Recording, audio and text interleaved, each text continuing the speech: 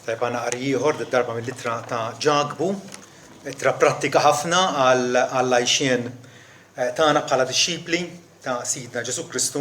Ġagbu kien magħruf għal kemm kien bniedem ta' talb. U allura anke f'din l-ittra qasira tiegħu isemmi u jispjega ħwejjeġ dwar it-talb tliet darbit differenti. Ħanaqraw tnejn minnhom. L-ewwel waħda Ġagbu wieħed minn vers 5 sa 8. Jekk xi ħadd minnkom jonqsu l-erf, ħajtolbu lill-Alla li jagħti l-bnedmin kollha bla tgemgim u ma jċanfarx u jkun mogħti lilu. Imma jitlob bil-fidi bla ma jkollu ebda dubju. Għax min ikun fid-dubju jixbaħ mewġa tal-baħar immexxija mir-rieħ u mqalba. Ma jaħsibx dal-bniedem li se jaqla xi ħaġa mingħand il-mulej. Bniedem ta' żewġ timħuħ mhuwiex sod f'kull ma jagħmel. Qalbu paġna, kapitlu 4 vers 1 sa 6. Mnejn jiġu l-gwerer u l-ġlied fostkom. Ma jiġux dawn mill-ġibdiet ħżiena tagħkom li jitqabdu fil-membri tagħkom. Tixtiequ u ma tkomx. Toqtlu u tgħiru u ma tistgħux taqilgħu, tiġġieldu u tissiltu iżda ma tkomx għax ma titolbux. Titolbu u ma taqilgħux għax titolbu ħażin biex tonfqu għal pjaċiri tagħkom. Ja nies adulteri, ma tafux l-ħbiberija tad-dinja hija l-għadu tal-Alla? Għalhekk min irid ikun ħabib tad-dinja isir għadu tal-Alla. Taħsbu li għal xejn tgħid l-Iskrittura jixtieq bil-għejra l-Ispirtu li jammar fina. Imma hu jagħti grazzja akbar.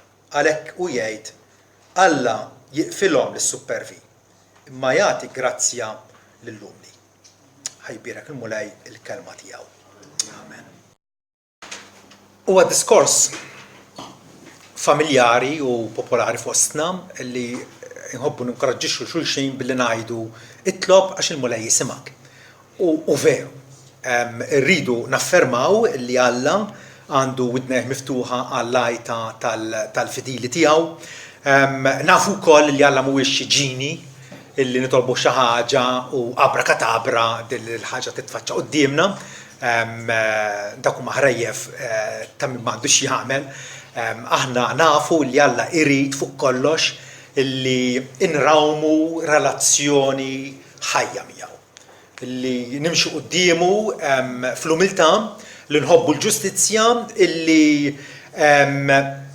fil-ħajja tagħna minn ġurnata għall-oħra infittxu li noqorbu lejh u narfuh bħalma huwa tassew. U dik hija l-oħla u l-ona barka li Alla jista' jbarekna biha, li aħna għandna refuġju fih Alla illi ta' bilħaq jissimpatizza ma' wliedu, jgħadirna u jagħti każ l-afflizzjonijiet tagħna, l-uġiħat tagħna, jaf minn xi aħna għaddejjin. U għalhekk nafu li meta nitolbuh ma jfissirx illi awtomatikament il-ħaġa li tlabnieh se titfaċċa qudiemna. Aħna bħala ġenituri li t-tfal tagħna qatt ma darrejnihom hekk hux vera. Meta forsi ġiet binti tgħidli Daddy għandi bżonn nixtri ktieb biex nitgħallem il-Franċiż, tajjeb, ma faqqajt subajja, imma ħsibt imbagħad biex eventwalment iva ikollha dak il-ktieb li jgħod għall-edukazzjoni tagħha. Alla jrid fuq kollox relazzjoni. U t-talb huwa il-mezz maħtum minn Alla, mezz effettiv biex aħna nitrawmu u ngħaddu l-qudiem f'din il-relazzjoni ma' Alla. Tajjeb, għal min għandu għażiż għalih is-salmi huma xhieda qawwija kemm ta' bilħaq Alla jagħti kasna. Mhuwiex Alla distakkat, imbiet, illi ma jimpurtax mill-ċirkostanzi li għaddejjin minnhom, le, il-bniedem ta' fidi jemmen u bir-raġun illi Alla huwa qrib tagħna. Illi Alla jifhimna, illi Alla bħala missier twajjeb jagħtina l-ħtiġijiet tagħna. David wieħed minnhom jgħid jiena stennejt bis-sabar lill-mulej.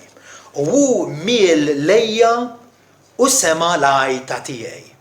U refani wkoll minn ħofra ta' irda mit-tajn maħmuġ u qed li rġle fuq blata u f'mixjieti saħħaħni. Għandna raġel hawnhekk li huwa Makus li huwa għaddej minn prova qalila, però hawnhekk qed jagħtina xhieda testimonjanza sabiħa li Alla refaw mill-qiegħ u issudalu rġlejh. Alla ta' bilħaq qed jgħidilna qed jistedinna itolbuni u jiena nismakom.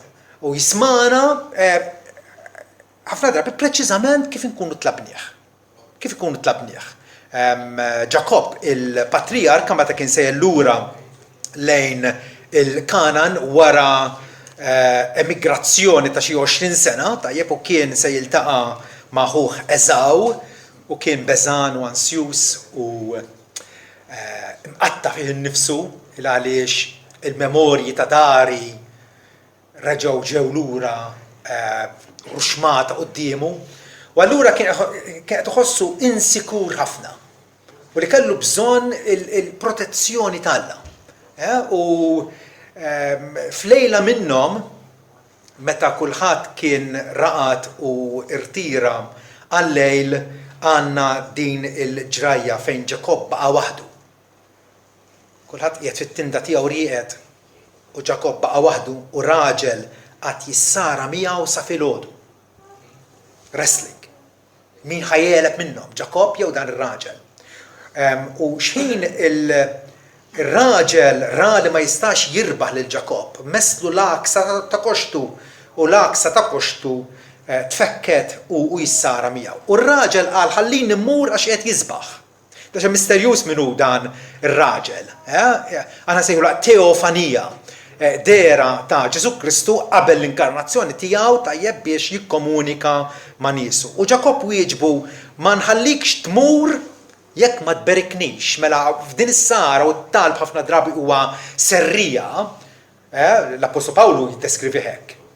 Selli għalikom Epafras li jissara għalikom fit-talb qal. Kultant it-talb mhuwiex sempliċement talba kalma, tranquilla, imma hemm involuta anke battalja. U Ġakob hawnhekk b'ċerta persistenza jgħidlu ma nħallikx tmur jekk ma tberiknix, qed jitolbu talba. Berikni, imbagħad tista' tmur. Berikni. Fuq kollox, akkosta kollox, għandi bżonn il-barka tiegħek. U qallu x'jismek u qal Ġakob. U qal dak ir-raġel int ma jibqax jismek iktar Ġakob, iżda Iżrael. Għax int issarajt ma' Alla u man-nies.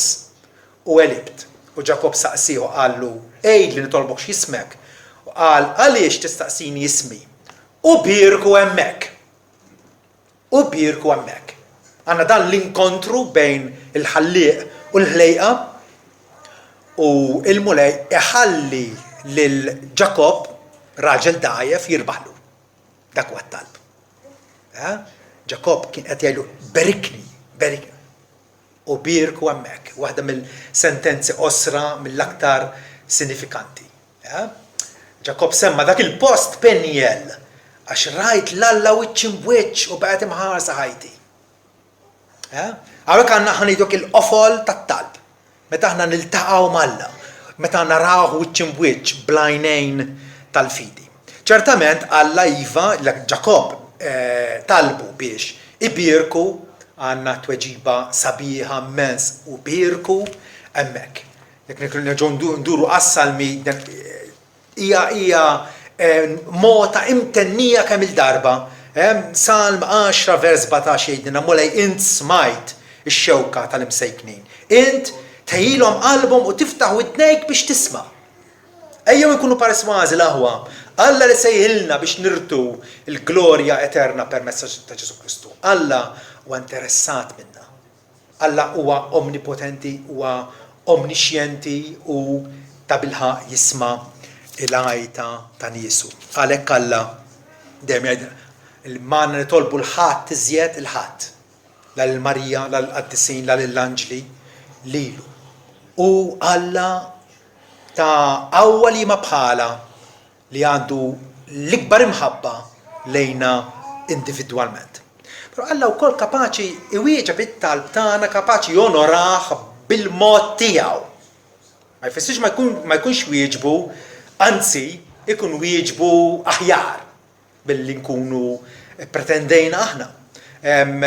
Konna nieħdu eżempju Sidna Ġesu innifsu. Meta kien fl-ort tal-Ġetsemani, tajjeb, u allura qiegħed fid-dell tal-Kalvarju u qed iħoss diġà il-pis tad-dnubiet tagħna fuq innifsu hemmhekk qiegħed jitlob lill-Missier. L-umanità tiegħu tidher sabiħa ħafna hemmhekk. Għaliex qallu Missier, jekk jista' jkun warrab minni dan il-kus jew din it-tazza tal-għadab tiegħek, imma mhux li rrid jien, imma li trid int. Notaw illi it-talb huwa metodu kif aħna nitalmu inwarbu r-rieda tagħna biex nippreferu r-rieda aħjar ta' Alla. Ġesu talbu lill-Missier u x'ġara. Ġesu kien beżan u mkexkex mill-prospett li kien hemm qudiemu, li jerfa' fuqu id-dnubiet tad-dinja. Però Alla wieġbu. Alla wieġbu mhux billi iffrankajjielu milli ma jmutx. Imma skont littra lill-Ebrej kapitlu 5 jgħidilna li Kristu nnifsu kapitlu 5 vers 7 u li fil-jiem tal-ġisem tiegħu meta offra talbu tħannin bajat qawwi d-dmuħ lil dak li seta isalvaħ lill-mewt.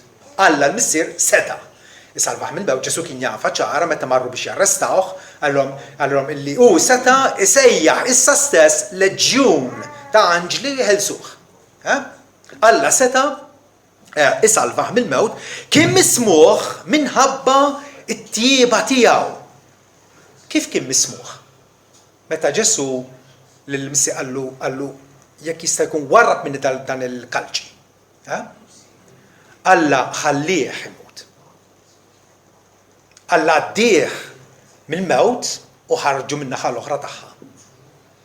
Għawla naraw illi it-talba ta' Ġesu kienet mismuha, l-awtur lill-Lud jafferma li kien mismuh minħabba tjieba tiegħu għal kemm kien iben tgħallem l-ubbidjenza minn dak il-ħwejjeġ li bata. Ġesu kien ipperfezzjonat filli imbagħad sar ta' bilħaq is-Salvatur tagħna bil-mewt u l-irxoxt tiegħu. U allura naraw kif Alla wieġeb onora t-talba ta' ibnu stess. Tajjeb, però b'mod jerġa' aktar aħjar.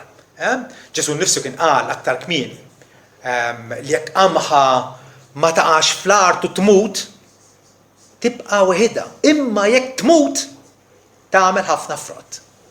U dik hija l-prinċipju li Alla nnifsu opera fibnu stess, li ħallih imut il għaliex bih imbagħad bil-qawmin tiegħu rebaħ għalih innifsu il-kotra kbira, il-kotra innumerabbli tal-mifdija tiegħu. Ġesu kemm il-darba innifsu jinkoraġġina sabiex nitolbu. Għaliex nitolbu waħda mir-raġunijiet għalfejn nitolbu hija biex inkunu nies ferħana. Biex inkunu nies ferħana. Fi Ġwanni 16 vers 24 Ġesu jgħid il-dixxipli s'issa għadkom ma tlabtu xejn f'ismi. Itolbu u taqilgħu il-wera tiegħu. Itolbu u taqilgħu biex il-ferħ tagħkom ikun sħiħ, ikun komplut. Ġesu jixtieq li kull wieħed min-nies li jarfuh ikunu ta' bilħaq nies distintivament ferħanin fid-dinja. Ferħanin kif se nittwettqu fil-ferħ ta' Kristu fina bit-talba. Itolbu u jingħataqu u taqilgħu biex il-ferħ tagħkom ikun sħiħ. Iva Alla jwieġeb it-talb tagħna però rridu nkunu sa onesti ma' nfusna u x'vera u ngħidu li mhux dejjem. Mhux dejjem. Infatti ġieli smajt ilmenti li ta' onestà li ma bħala fejn xi nies qalu li ma ħossniex għandi nitlob illa għaliex qisu Alla ma jweġibniex.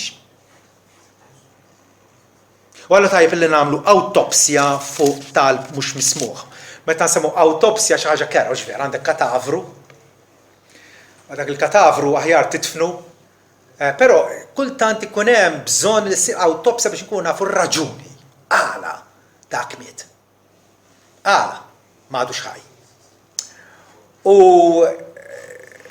naħseb li nkunu qalbenin biżżejjed biex nagħtu titwila it-talb tagħna meta nitolbu. U ma naqilawx. Isu Alla huwa trux għall-għajta tagħna. Għaliex jiġri hekk? Għaliex jiġri hekk? Ma rridux npenġu lilna nfusna bħalli kieku wasalna, hemm ċerta diffikultajiet, hemm ċerta ostakli, bħal f'kull ħaġa oħra, fit-talb, fil-qari tal-iskrittura, xi wħud minna forsi jaqraw l-iskrittura u ma jafux kif, ma jafux minn fejn, ma jafux x'għandhom jagħmlu biex dak il-qari jiswielhom biex jikbru fil-grazzja t'Alla. U allura it-talb wieħed minnhom. It-talb fundamentalment jekk ikolli nagħti raġuni waħda għala ma jinstamax hija illi hemm is-sadid. Hemm is-sadid. Aħna meta konna għadna żgħar il-plumbing tad-dar kien tal-kanen tal-ħadid. U li kien jiġri mhux tal-ejkor bħal tal-lum. Li kien jiġri ħafna drabi kien il-pressa tal-ilma tant titbaxxa li kważi tgħid imma xemm, taf xemm. Hemm is-sadid fil-kanna. Il-kanna jridu jinbidlu jew jitnatfu. Fil-ħajja tagħna it-talb tagħna ma jasalx għax hemm is-sadid. Hemm id-dnub. Ma qegħdin ngħixu ħajja ta' ndiema quddiem Alla. Ħajja regolari ta' indiema. Illi aħna qegħdin nagħmlu minn kollox nagħmlu l-almu kollu tagħna biex ma nħallu ebda dnub evidenti anke mistur, ovvjament, imma ħafna minna tant naqgħu f'kompromessi illi nkunu nafu li qegħdin niżolvu. U nibqgħu fit-tajn aktarx milli ndur l-ermulej f'indiema b'indiema ġenwina. Għadna maħniex kapaċi nifmu illi il-mulej jilqa spiritu miksur u qalb niedma ma jwarrabiex. Nitlu f'ċerta sqaqien nafu li maħniex ħanaslu għax ħriġna barra mit-triq u nibqgħu allura ikkakmati f'dik is-sitwazzjoni. Għadha kif smajna Salm 66 magħżula apposta il għaliex hemmhekk jgħidilna li jekk jiena nistma' il-ħażen f'qalbi, jiġifieri inżommu hemm, naf li hemm il-ħażen f'qalbi. Issa jistgħu hija għejra jew ġelożija jew ċerta mibeda jew nuqqas ta' maħfra jew kwalunkwe ħaġa. Fil-qalb tagħna, il-qalb tagħna hija funtana ta' ħażen. Għalli nasib il-fjama ta' Ġesu Kristu hekk. Minna joħorġu l-ħsibiet il-ħżiena, l-idolatri, l-immoralità,ż-żena, l-faċ, il-gideb. Jekk jiena nistma' il-ħażen f'qalbi, is-sit ma jismanix. Iżda ċertament Alla semani. Alla ta' każ it-talba tiegħi. Dak kien jaf dan l-awtur illi jekk aħna konxjament nafu illi qiegħed nimxi mawweġ. Illi hemm it-tali kmandament li qed niksru regolarment. Il-mulej ma jismanix. Jekk hemm talba f'dak il-każ li jeħtieġ li titlob hija mulej. Għatini l-qawwa biex neleb onestament u neleb sinċerament dan id-dnub fajti. Għalhekk il-Bibja tagħmililna ċar il-dnub irridu nimmortifikawh, mhux inferruh. Meta tfieri serb, dak is-serb għadu ħaj. Vera jew le? U jista' jirkupra. Trid toqtlu. Il-Bibja tuża dal-lingwaġġ ta' mortifikazzjoni, morte, dnub. Id-dnub trid toqtlu. Mhux tillapazzah, mhux iċċekknu, mhux taħbih, mhux twaħħal f'ħadd ieħor maħabba fih. Imma tittoqtlu fik. Rumani 8 u wieħed minn dawk il-passi famużi fejn Pawl jgħidilna illi jekk intom tgħixu skont il-laħam skont il-ġibdiet ħżiena tagħkom tmutu, imma jekk bl-Ispirtu, bil-qawwa tal-Ispirtu Santu mod li intom tmewtu l-emil tal-ġisem intom tgħixu. Dan huwa dinja l-obbligu tagħna, r-responsabilità tagħna li aħna noqtlu id-dnub. Sekwa supervjer, sekwa forsi ċertu li għandek il-sinek jiġri bik u jdaħlek fit-trabil, kull wieħed waħda minna għandna l-battalja tagħna u nafu x'qiegħed ifixkilna fil-mixja spiritwali tagħna. Din hija tant bażika, hija tant bażika. Iżajja 59 Iżajja jgħidilna qara, id is-sit, id il-mulej, mhijiex tant qasira li ma tistax issalvak. Lanqas widintu tant ila illi ma tistax tisma'. Alla ta' bilħaq jisma' u Alla ta' bilħaq għandu seta' li ma bħala. Iżda, hawn jal-bużillis, iżda ħtijietkom għamlu separazzjoni bejnkom u bejn Alla tagħkom u bnubietkom ħbew wiċċu minnkom hekk li ma jismax. Emmi, il-qofol tal-awtopsja tagħna ħafna drabi fil-ħajja Kristjana m'hemmx komplikazzjonijiet u m'hemmx misteri. Ħafna drabi il-soluzzjoni hija l-istess. Hemm bżonn tindem, hemm bżonn iddur lejn Alla minn qalbek. Imbagħad ta' bilħaq id-talb isir l-għaxqa tiegħek. Biex nispeċifikaw aktar, flok ma ħalluha xi ħaġa ġenerali, id-dnub. Tajjeb? Il-Bibja semmi, pereżempju, in-nuqqas ta' maħfra. Meta inti fir-relazzjonijiet tiegħek ma' ħadd ieħor m'intix lest li taħfer. U meta tgħid taħfer ġifieri twiet il dak li jkun illi l-offiża tiegħu kontrik m'intix se terġa' tqanqala. M'intix se tibqa' semmija. Hija mitfuna. Hija mitfuna. Għal dejjem.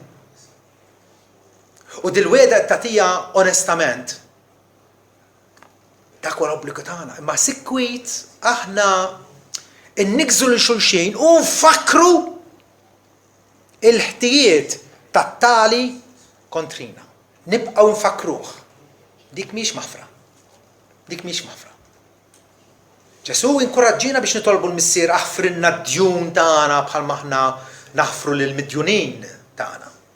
Però mbagħad jikkummenta fuq din il-petizzjoni. Jikkummenta hu nnifsu meta jgħid għax jekk intom taħfru l-bnedmi ħtijithom Alla wkoll jaħfilkom ħtijitkom. Imma jekk ma taħfrux lanqas missierkom jaħfer. Il-maħfra ħana nagħtu lil xulxin mill-qalb hija l-aħjar evidenza li aħna verament il-qajna il-maħfra minant Sidna Ġesu Kristu. Hekk li m'għadniex għadewwa ta' Alla ma sirna ħbieb anzi ulied adottivi tiegħu. Il-maħfra hija importanti li aħna natuha. Li mantnu relazzjonijiet bejnietna trasparenti. Weġġajtni, offendejtni, tajjeb, naħfirlek. U naħfirlek mill-abbondanza ta' maħfra li Alla nnifsu tagħlili. Ma nqogħdux ngħidu għax diffiċli taħfer mhux diffiċli taħfer, jekk tapprezza. Illi Alla ħafirlek, kemm ħafirlek? Astronomikament ħafirlek. Il-ħtijiet innumerabbli ħafirhomlok u allura m'intix kapaċi taħfer ħadd ieħor. Ukoll meta għandna relazzjonijiet fjakki fil-familja. Għaliex il-familja hemmhekk għandna ħajdu hekk hemmhekk turi x'int l-identità vera tiegħek jien ma nafix. Żewġek, uliedek, martek tafu. Għax hemmhekk qed tgħix taħt l-istess saqaf tagħha u qiegħed tagħmilha magħha b'mod intimu. U allura kif xjien bħala Kristjan l-aħjar issa tgħidilkom marti. Ja. U l-istess ħaġa li tajdu intom. Issa, Pietru jgħidilna fl-ittra tiegħu illi intom l-irġiel amru bil-għaqal man-nisa tagħkom billi tagħtuhom ġieħ tirrispettawhom bħala li huma aktar dgħajfa, l-sess femminili huwa delikat u sabiħ. U bħala werrieta magħkom tal-grazzi tal-ħajja biex it-talb tagħkom ma jintilifx qed jgħidilna. Biex it-talb tagħkom ma jkunx infixkel. Biex ma jkunx hemm sadit fil-relazzjoni tagħkom ma' Alla. Forsi xħut minna t-talb huwa xi ħaġa astratta u xi ħaġa forsi anke ma jagħmel sens il għaliex hemm tant ħmieġ fil-ħajja tagħna. Aktar minn hekk it-talb ukoll ma jinstemax meta Alla ikun irid jiddixxiplinana. Meta tgħid jiddixxiplinana ġifieri Alla tant iħobbna illi ma jridx iħallina nafġu u nweġġgħu lilna nfusna. Għandna l-każ ta' David, meta kommetta adulterju ma' Batseba u minn dak l-adulterju wkoll twildet tarbija. Tarbija twildet mar-radija u David ovvjament xtaqa tgħix u talab il-Alla u talab bil-ħeġġa u kienet isum ukoll sabiex Alla ifejjaqlu it-tarbija. David għalhekk talab il-Alla għat-tarbija u David sam u daħal u għadda l-lej kollu mixħud fl-art. Kienet jitlob mulej. Salvaj li it-tarbija, tħallix tmut. It-tarbija mietet. Għaliex? Alla rrid jiddixxiplina il-David. Rrid jgħidlu jittikkonvinċih li d-dnub huwa xi ħaġa serjissima. U kultant Alla, mhux kultant, regolarment meta aħna nisvijaw Alla jinqeda bis-sawt. Ħanitkellmu dwar dan issa kalla jrid mill-ħadd li ġej. Disċiplina paternali tal-Alla. Nitolbu ħaġa ma jagħtilniex għaliex għax ikun irid jagħtina lezzjoni. Huma biss il-ġenituri traskurati illi lullu li jidhom ħalluhom jagħmlu li jridu li jfettilhom. Alla tagħna mhux hekk. Alla huwa missier li jħobbna individwalment. U allura dik hija raġuni oħra. Ukoll meta t-talb tagħna huwa formali. Meta huwa kważi mgħallem talmtu blamment lob ngħidulu bil-Malti.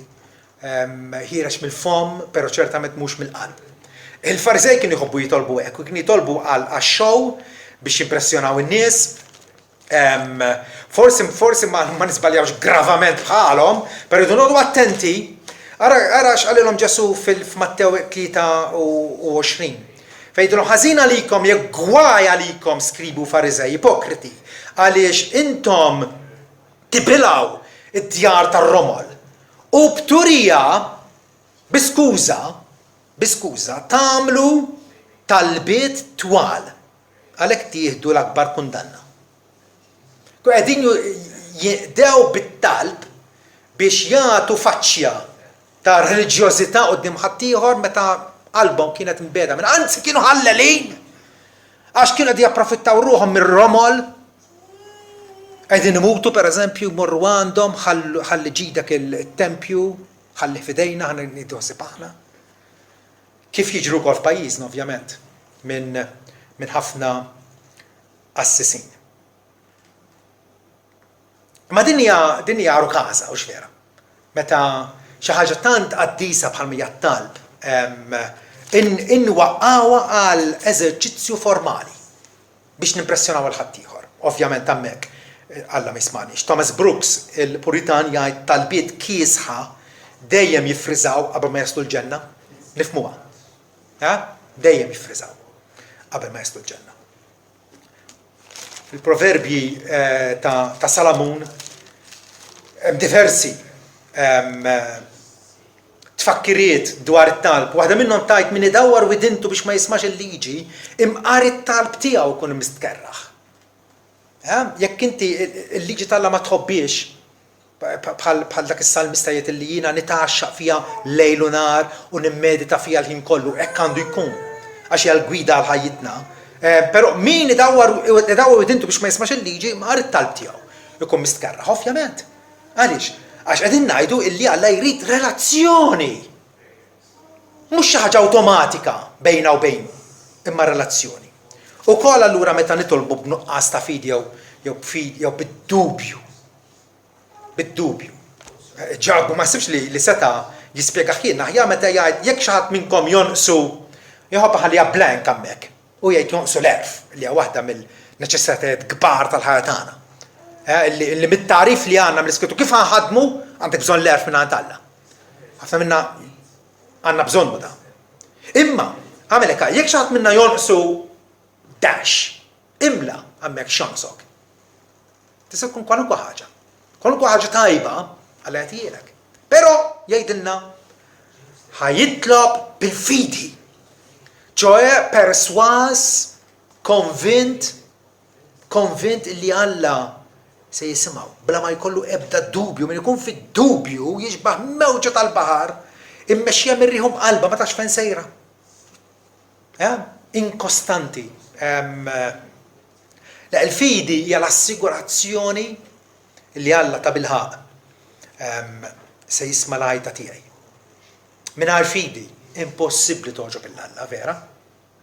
Impossibbli toġob il-Alla. Min jersaq li Alla jeħdiġ jemmen l-ewwel net li Alla jeżisti, għalkemm ma narax, u li premja lil dawk li jfittxuh sewwa.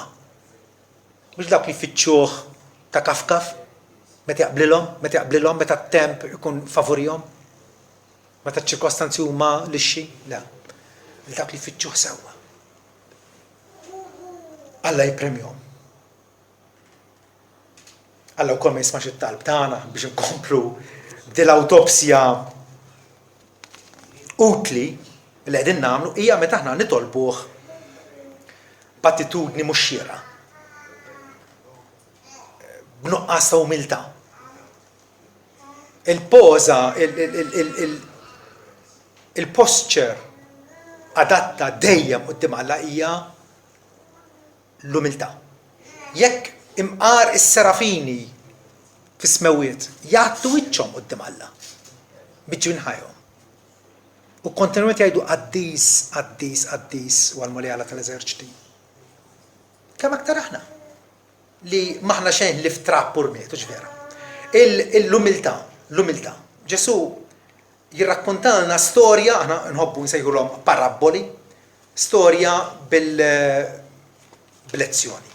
ta' dawk iż-żewġ irġiel li marru fit-tempju biex jitolbu. Wieħed minnhom kien reliġjuż, fariżew, minn fuq bih innifsu, għandu prestazzjoni tajba, għandu fama tajba quddiem il-soċjetà u beda jitlob hekk. O Alla niżżikkaj li minix bħal nies l-oħra, ħattafin, blaħaq, adulteri, jew ukoll bħal dal-pubblikan. ċertament jien aħjar minnu, kemm avvanzajt aktar minnu. U ieħor il-pubblikan li kienu magħrufa bħala nies ħallelin illi jisolħu lin-nies mit-taxxa, jieħdulhom iż-żejjed u l-ekstra jħallu fil-but tagħhom. Allura kellhom fama ta' tradituri għax qed jaħdmu għar-Rumani, plus ukoll li kienu ħallelin. Pubblikan li wieqaf fil-bot laqqas biss refajneh les-sema, imma ħabbat fuq sidru u qalu Alla kun ħanin miegħi mitneb. Talba qasira, talba sinċira, appella għal ħnina talla. Ġesu jikkonkludi jgħid dar-raġel il-pubblikan niżel daru iġġustifikat aktarx mill-ieħor. Illi f'qudiem minn għajnien in-nies li ieħor kien il-krema. Biex ngħidu bil-Franċiż la crème de la crème. Ma stax issib raġel aħjar minnu. U l-ieħor kien il-karfa. Kien il-kix u l-mix ħadd ma riedu fis-soċjetà. Kien skamplu għas-soċjetà ludija. Ġesu qal dan niżel id-dar iġġustifikat Alla ħafirlu aktarx mill-ieħor għax kull min jitolla jitniżżel imma kull min iċċekkellu nnifsu jitolla. Alla jridna li meta nersqu lejh b'umiltà. B'umiltà. B'saqajna u bwiċċna ma' trab għax aħna trab. Qed niftehmu. Ukoll it-talb ma jinstemax il għaliex ħafna drabi nitolbu żmerġ. Nitolbu ħażin. Nitolbu b'motiv egoistiku. Nitolbu b'intenzjoni għalija nnifsi biex navvanza li l-nifsi. Meta t-talb tagħna għandu jsir biex tavvanza s-saltna talla fuq l-art. Biex l-isem talla ikun onorat fostna. It-talb mhux għax x'ħan akkwista materjalment, imma x'senati aktar minn innifsi lill-Alla illi tant ħabni. Ġabu għalhekk ipoġġi sebaw fuq il-ferita u jgħidilna appuntu għalhekk it-talb imut, hawn l-awtopsja. Intom titolbu ma teqalawx għax titolbu ħażin biex tonfqu għal pjaċiri tagħkom. Qegħdin titolbu biex ħajtkom issir aktar komda, biex ħajtkom issir aktar għanja materjalment. L-intenzjoni ħażina.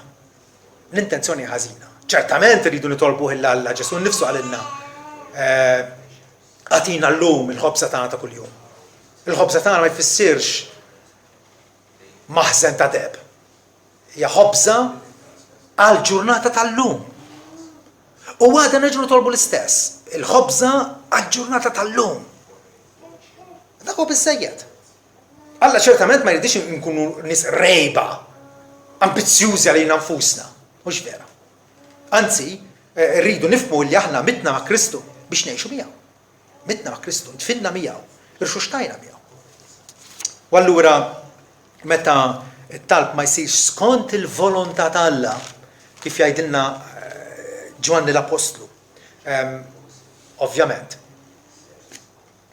jibqa' biss diskors bla effettività ta' xejn. L-ewwel Ġwanni 5:14 Ġwanni jgħidilna b'dan għandna qalbna qawwija fih, għandna l-konfidenza fih li jekk nitolbu xi ħaġa lill-Alla skont ir-rieda tiegħu jismana. Skont ir-rieda tiegħu jismana.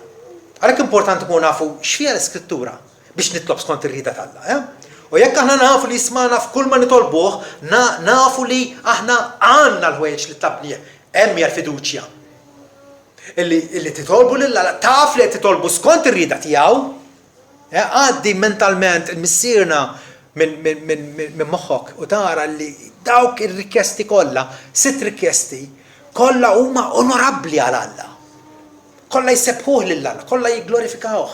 U allura ċertament jekk aħna nitolbu fidi dak it-talb Alla jonorah. Alla jridna inxejnu r-rieda tiegħi sabiex infittex ir-rieda tiegħu fit-talb tagħna. Wieħed Kristjan Moore jgħid kieku Alla kultant ma jiġħdilniex il-ħaġa li nitolbuh, nisfaw irrovinati bir-rikjesta tagħna nfusna. Imnalla li ċertu talb ma jinstemax. Imnalla. Għax kieku nisfaw irrovinati għax nitolbu ħafna drabi żmerġ. Hija sforz it-tjubija ta' Alla lejna. Illi Alla jalaq widnejh għal ċertu talb ignorant tagħna. Iridu nitalmu nitolbu. U allura kif se nirreaġixxi meta t-talb tiegħi jibqa' mhux mismuħ? Kif ħanagħmel? Nibqa' ma nitlobx, naqta' qalbi? Le. Irridu niftakru illi Alla għandu poplu tiegħu mifrux mad-dinja kollha. Tajjeb, illi il-privileġġ tiegħu hija illi Alla jisma' t-talb tan-nies. Ta' dawk in-nies jismagħhom. Anke Mosè fakkar lil-Lut ta' żmienu fid-Deuteronomju 4:7 fejn jgħidilhom għax liema ġens hemm li huwa hekk kbir. Numerikament il-Lut kienu żgħar ħafna. Fi żmienu forsi 2 miljun ruħ, daqshekk nikkalkulaw. 2 miljun nofs. Tajjeb, kienu għadhom fid-deżert qabel ma daħlu l-Kanan. Imma Mosè jgħid liema ġens hemm li hu hekk kbir. Hekk privileġġjat. Li għandu lill-Alla hekk qrib lehom. Bħalma il-mulej Alla tagħna hu kull ma nitolbuh. Mosek bdejna nitolbu u kien jaf kemm ta' bilħa Alla jader u jaħfer il-fdal tal-bqija ta' niesu. Huwa privileġġ kbir li nitolbu lil ħalliq tagħna dak li sawwarna, il dak li salvana, il dak li sejħilna. U frattant, kultant l-għajta tagħna tkun imwarba. Hemmhekk irridu nieħdu ċertu passi, rrid ninvestiga għala. Ħafna drabi mhijiex diffiċli tintebaħ il-għala. Jekk tkun onest miegħek innifsek, tintebaħ il-għala, tinduna il-għala. U tinduna il-għala wkoll issiba diffiċli biex titlob. Għaliex? Għax hemm il-ħmieġ fik. M'hemmx dik l-indiema. U allura minn hemmhekk nasib jiena ħafna drabi 90% stima raffa. Ħafna drabi meta ninvestigaw, nindunaw li qegħdin nozzu għax li tinqabad fi ħtija tajjeb. Ġesu nnifsu għaraf li aħna u mexjin saqajna jitħamġu matul il-pellegrinaġġ. Immu jaħsel anke r-riġlejn. Però ħafna drabi li toss li dak id-dnub qed tħaddnu miegħek u ma trix titilqu. Dik l-ewwel ħaġa.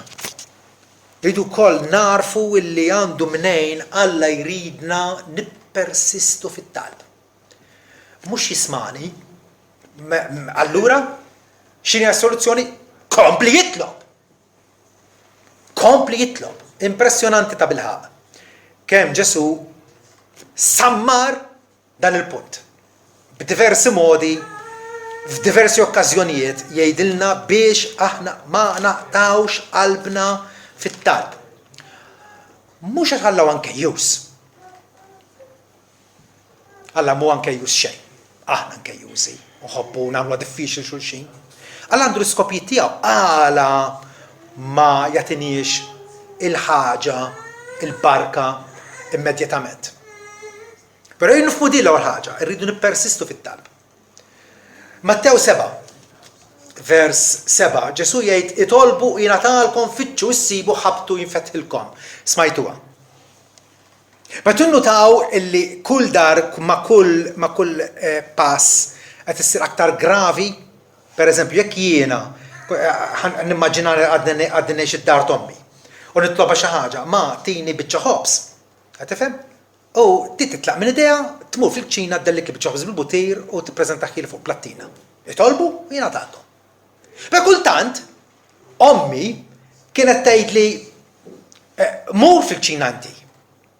Oħroġ il-ħobs mill-bin, tajjeb hemm il-butir fil-friġġ delku wkoll. Wara hemmhekk hemm fittxu u ssibu. Ħammur ħanfittex għal-ħobs, ħanfittex għal-butir. Vera? Imma mbagħad jerġa' għar minn hekk. Aktar persistenti minn hekk ħabtu jinfetħilkom. Kultant ħanejdu biex nkomplu l-eżempju fjak tiegħi. Ma tini biċċa ħobs. Ma għandix ta'. Però jekk tmur għand Karmena taħdejna, dik sellifta ħobża l-biera, ħajdilha t-tieli. Mbagħad ikollok. Allura inti titmur tħabbat di jerġi jeżjed. Qed taraw din kull darba livell ola. Ġesu qed jgħidilna kultant mhux se jiġi ħanejdu hekk kollox fuq it-tapit l-aħmar. Imma jkompli f'Mattew 15 jagħtina eżempju brillanti. Meta hemm din il-mara Kananija li kellha t-tifla oppressata minn spiritu mniġġes. U marret għand Ġesu u bdiet tittallablu u tappellalu biex ifejqilha lil-binta. U Ġesu ma kellimiex qas biss weġiba kelma u d-disċipli resqu u talbuh jgħidu batax qiegħda taqgħet warajna ma' xabbana. Tilfinna il-paċi ta' ruħna dil-mara. Imma wieġeb qal ma kontx mibgħut li fannaċ mitlufa ta' dar Iżrael. imbagħad dik ġiet u tagħtu qima u tgħidlu mulej għenni. Imma wieġeb qal mhux xieraq li nieħu l-ħobs ta' tfal u titfgħu l-klieb. Qed tittestja? Irraġunat miegħu b'ċerta referenza. Imma baqgħet tippersisti, iva mulej, għandek raġun, imma imqar il-klieb jieklu mill-frak li għamil mejda ta' sidhom. Naf li inta ħanin. M'hemmx farka ħnien għalija. U Ġesu weġiba qal, mara, kbira hija l-fidi tiegħek. Wara li ttestja u baqgħet tippersisti u min jaf kemm, Ġesu kbira l-fidi. Mela għalfejn Alla ma jwieġibx it-talb tagħna immedjatament biex jittestja l-fidi tagħna. Kemm ta' blaħ qegħdin nafdawh. Ma rridux nkunu oligopistoj. Kif smajna dal-aħħar, nies ta' fidi ċkejkna. Tfal ċkejknin. Zak. Ma għaddilax, tittieħed botel mill-ewwel. Għax jagħmilek pantomima, vera? Alla jridna nies maturi li nifmu illi iridna nafdawh. Iridna nafdawh. Dik il-mara il-famuża arbla, vera, illi kellha kwistjoni kienet taf li kellha raġun. Kellha raġun, soffrit inġustizzja, marret għandha l-imħallef, dal-imħallef kien inġust, korrott, jinxtara. U kieku qalet, sfortunatament fil-belt tiegħi għandna mħallef korrott m'hemmx tagħmel, ħanibqa' bl-ħadd jew bl-tlift. Però baqgħet tippersisti. U dal-imħallef naħseb darba ħakk il-kara qal inti vera ħadd tallal il-mustarda dil-mara. Ħanħlisa. Ħanti dak li ħaqqa. Għax ħaterrini. U Ġesu qal, simgħu x'qal l-imħallef inġust u Alla kemm aktar jivvendika lilu li jgħidulu lejlu nar. Hemm hija lezzjoni. Jekk imqar mħallef inġust jagħti il-ġustizzja lin-nies, kemm ħaltar Alla l-imbierek? L-imħallef tas-sema u l-art. Stampi memorabbli dawn quddiem għajnejna, mhux vera. Alla jrid isaħħaħ il-fidi tagħna. Alla jrid isaħħaħ il-fidi tagħna. Alla forsi wkoll irid jumiljana. Dik il-mara Kananija Ġesu umilja. Sejħilha ġeru. Vera ma kienitx ludija. Ma rċivitix bħala insult. Għadet għalija. Għarfet il-post tagħha li mhix denja. Imma kienet taf li Ġesu huwa taħnina li ma bħala. Alla idum biex iweġibna ħafna drabi biex fl-aħħar jagħtina grazzja akbar. Isaħħaħna spiritualment. Isaħħaħna. Ġagbu fil-qari li qrajna jgħidilna imma hu jagħti grazzja akbar. Jagħti grazzja akbar finalment. Għalhekk hu jgħid Alla jeqfilhom is-supervi ma jagħti grazzja lill-umli. Meta inti fit-talb qed titlob u tibqa' titlob u tibqa' titlob. Fiduċjuż. Hemmhekk qed tumilja ruħek quddiem Alla. Ma taf li Alla waħdu għar-refuġi tiegħek. Alla finalment qed grazzja akbar. Tajjeb? Hemm raġuni oħra illi kultant Alla jidher silenzjuż, nafu, persważi li ntolbuh skont ir-rieda tiegħu, qed nos kelmtu, qed nosservaw, però naf illi jiġri x'jiġri, Alla żgur mhux se jibgħatni bidi battala. Żgur. Żgur.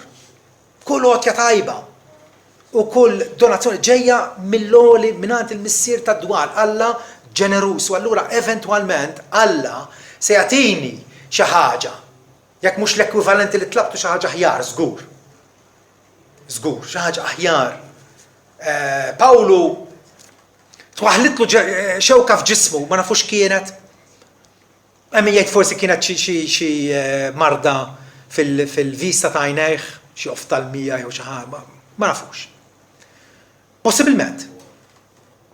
Però Pawlu jħallija xewka f'ġismi. kienet qed tillimitaħ, kienet qiegħda ddejqu, kienet qed tagħmlu ħajtu skom, immaġina għandek xewka f'darek. Kif tkun trid tinżaħal tneħħija u għax. Pawlu kellu jidra jgħix biha. Jgħix b'dik is-sofferenza, b'dik it-batija kontinwa. U hawn nies anke fostkom illi Alla jridhom jgħixu b'dik ix-xewka. Għaliex?